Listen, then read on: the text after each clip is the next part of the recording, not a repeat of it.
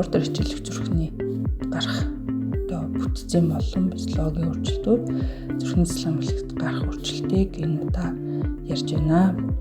За зүрх нь бол баруун зүүн тусгуур, баруун зүүн ховдол гэсэн дөрвөн дэдөө. За аорт, гол судас, уушигны артер, уушигны вен гэсэн цус сэргэлтийн тогтолцоонууд оролцсон.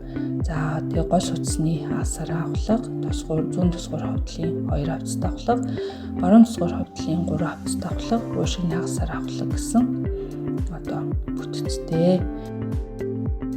Дасгалзсан тамирчны зүрхэнд гарах өөрчлөлтүүд нь болохоор ерөнхийдөө спортын зүрх гэж үг хэлж байгаа гэдгээс эхэлдэг. За өндөр зэрэглэлийн тамирчид болон тогтмол эрчимтэй 7 хоногт 3-аас багагүй удаа үргэлжлэх хугацаанд 120 минутаас багагүй удаа дасгал хөдөлгөөн хийж байгаа хүнийг бол спортын зүрхний өөрчлөлтөнд орох өндөр эрсдэлтэй гэж үзээд энэ нь болохоор зүрхний бүтцийн болон физиологийн насан тогтох өөрчлөлтүүдэд ордог. За эдгээр нь физиологийн одоо хэвийн өөрчлөлтүүд нь бол тамирчин бэлтгэлээ зогсоогоод хэсэг хугацаанд бэлтгэл хийхгүй байх үед зүрхний хэмжээ болон хэлбэр хэсэгчлэн эсвэл бүрэн хэвэнд ордог ийм өөрчлөлтийг хэлдэг.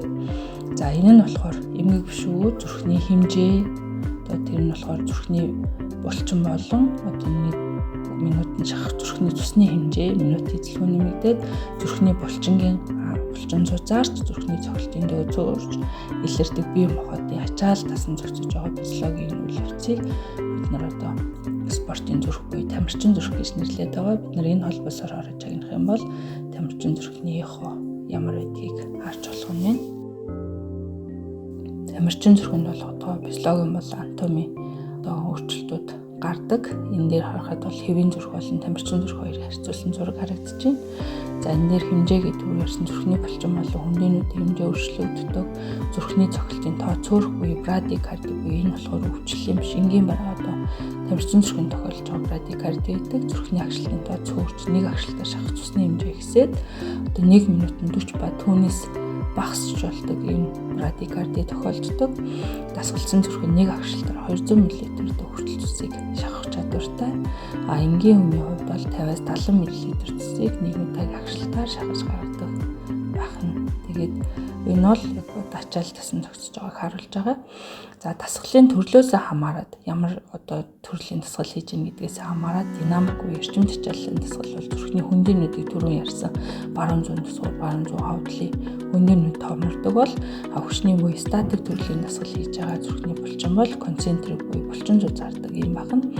За зүрхний цогцолтын тоо одоо түрүү ярьсан 40-оос бага болж болдог. За спортын зүрх нь бол тамирчдын гинти үхлийн шалтгаан бас шууд болоод байдаггүй гэсэн судалгаа байдаг байна. За тэгээд одоо та ямар төрлийн дасгал хөдөлгөөн хийж байгаасаа хамаарат зүрхний одоо бүтцэд анатомид бол өөрчлөлт ордог байна. За энэ болохоор кардиомиопати гэх зүрхний эмгэг. Энэ болохоор спортын зүрх. За зүүн хөвдлийн гипертерапи бол 13 мм-с одоо булчин зузаан бага байдаг бол кардиомиопати дээр 15 мм-с их. За ховдлын төслийн диастолын диаметр бол 60 мм-с бага. Гипертерапи кардиомиопати дээр бол 70-аас их.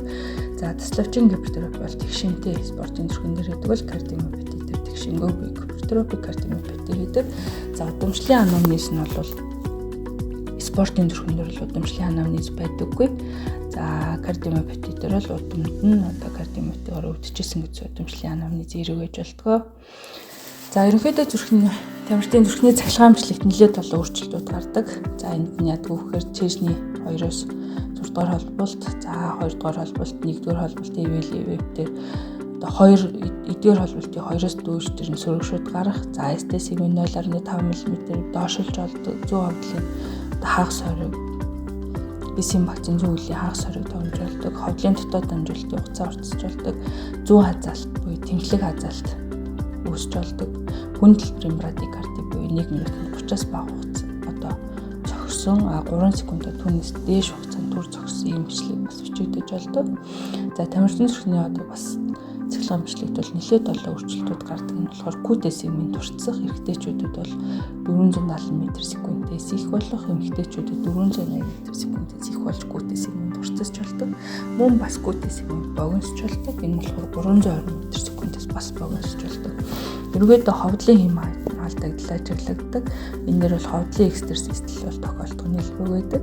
За ховдлын экстерсистлүүд нь болохоор 10 секундэд 2-оос дээш удаа буюу одоо бид нар минутанд зүрх 60 цохилж байна гэж бодоход одоо бараг нөгөө 5-аас 10 удаа экстерсистл бичигдэж болдог. За ингээд анхаарал тавьсанд баярлалаа та бүхэндээ.